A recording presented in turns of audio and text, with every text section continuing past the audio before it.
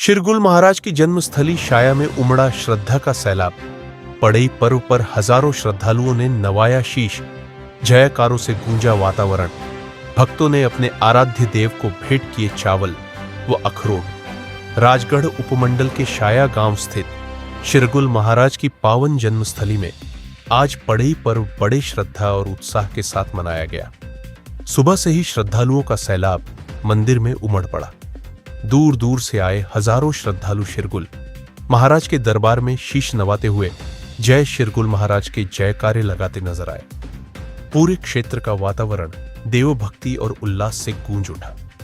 देवता की परंपरागत पूजा के तहत श्रद्धालुओं ने चावल, अखरोट और अनाज की भेंट अर्पित की। इस दौरान स्थानीय नौतबीनों के साथ साथ बाहरी क्षेत्रों से भी बड़ी संख्या में भक्त शाया पहुंचे।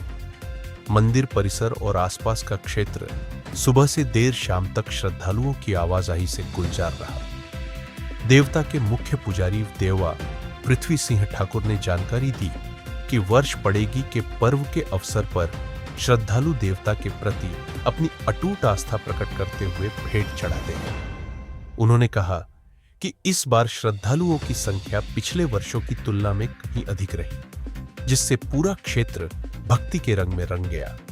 इस अवसर पर आयोजित मेले में श्रद्धालुओं के लिए भंडारे की विशेष व्यवस्था की गई थी।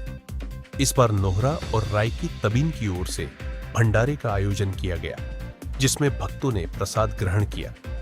ग्रामीणों और युवाओं ने भी इस पर्व में बढ़ चढ़कर सहयोग दिया। भक्ति, लोक परंपरा और सामूहिक आस्था का संगम बने इस पर्व ने एक बार फिर सिद्ध कर दिया कि आधुनिकता के दौर में भी शिरगुल महाराज की परंपराएं और लोगों की आस्था आज भी जीवंत है। पर्व का समापन देवध्वज यात्रा और सामूहिक आरती के साथ हुआ।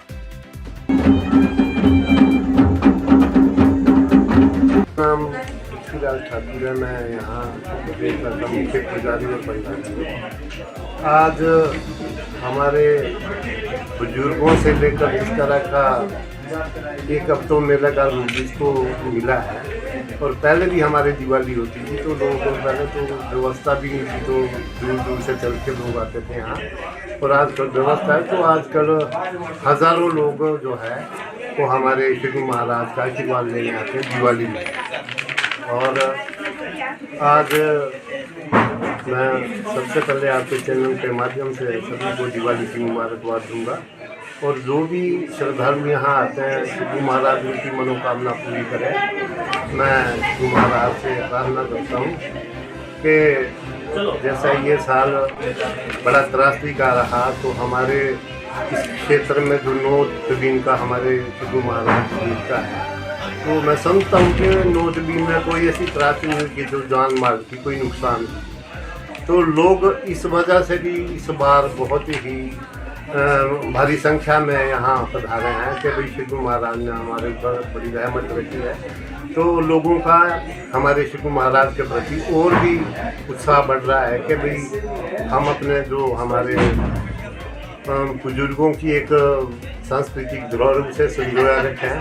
तो हमारे शिरगुल महाराज का जो मंदिर कार्य यहाँ चल रहा है वो भी लगभग 90% हो गया है। 10% बाकी है, सिर्फ गमरी बनाने को रह गई है।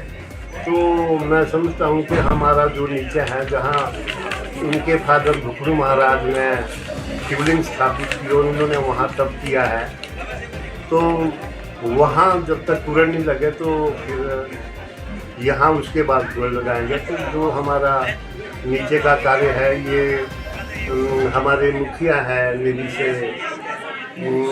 निवेश ठाकुर जी, तो ये भी इसके बारे में प्रकाश डालेंगे कि भाई वहाँ का जो कार्य है वो लगभग कितना हो गया है।